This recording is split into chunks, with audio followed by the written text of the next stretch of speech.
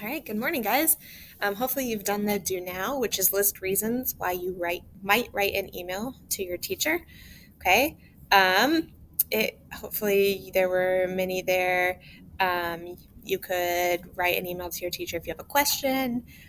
Maybe you need clarification on something. There's many reasons why you might write an email to your teacher. So hopefully you wrote a few down in that do now.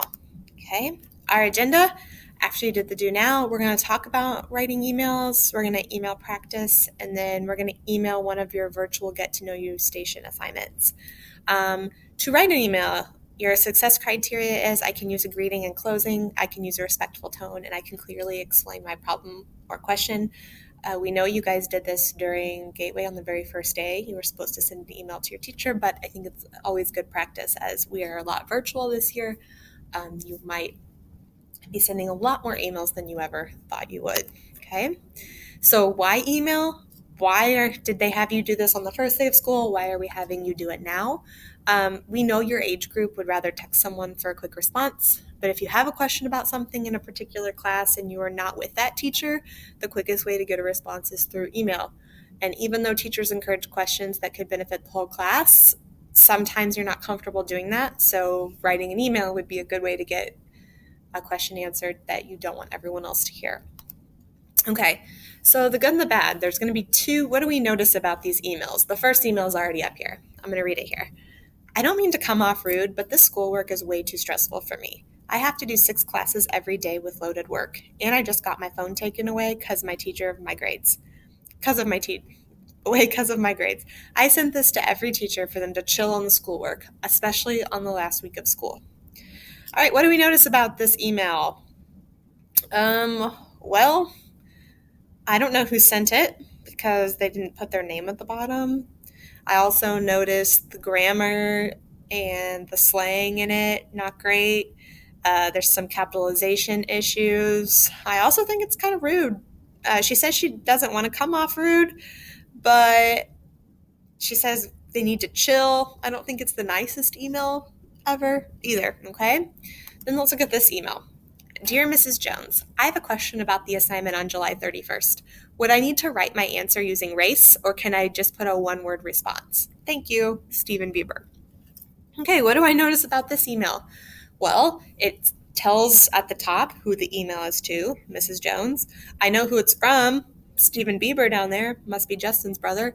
And I notice that it's good punctuation, it's good grammar.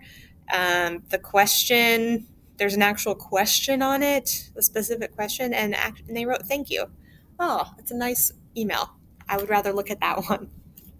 Okay, so how does this email follow the success criteria? If we look down here at this bottom black box, it says success criteria. I can use a greeting and a closing, I can use a respectful tone, and I can clearly explain my problem or question. So those 3 things are what you need to do to be successful when writing an email. All right, so let's look at the Dear Mrs. Jones one.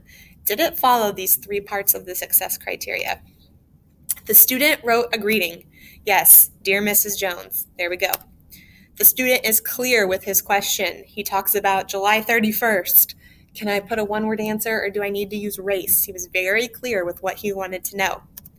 The student had a respectful tone throughout the email. Yes. Okay. Thank you. He said thank you. It was nice, very good. And then this is last part. The student ended the email with his name. That's the first part of the success criteria. That's the closing.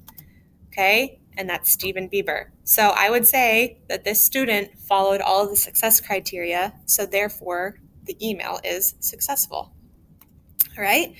So what is something this student needs to do to improve his email? I said her earlier, his or her. This is a real email, but we took the name off there. Okay. Looking at our success criteria, those 3 things, what is something this student could do? There's lots of things we know this student could do, but what is at least one thing the student could do to improve the email? Okay. When you click in the next part of the module, there is a discussion question. I want you to write at least one thing the student should do to improve the email. So do that, and then we will get back to the slideshow.